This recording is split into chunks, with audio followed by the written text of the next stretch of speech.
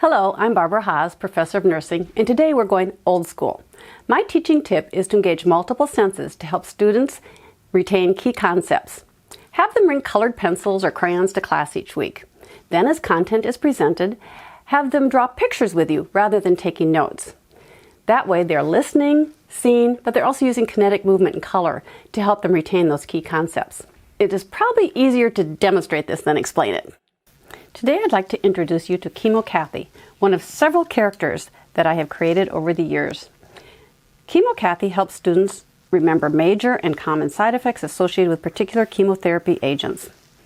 By the way, I stress that artistic ability is not a prerequisite for this exercise. It's the act of drawing that's critical. So, one very commonly used chemotherapy agent is doxorubicin. This one's easy to remember because it has ruby in the name, and it's red. And the major side effect?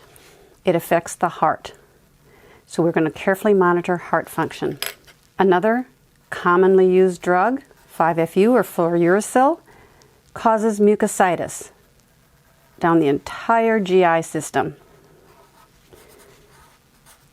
So it's inflamed from top to bottom, causing, as you can imagine, irritation and all the side effects like diarrhea, heartburn, those kinds of things. Another category of drugs are the vincas, which affect the nerves, and that's why I've used violet to emphasize that V.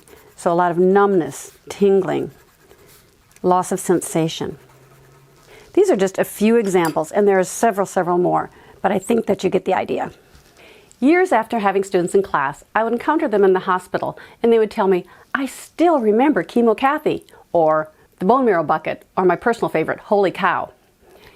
Today was a very condensed and quick example. In class, we would have spent much more time discussing implications, assessment, treatment, and prevention, but I hope that you can see how engaging students' senses can help students retain information and ultimately contribute to their success. Have fun drawing!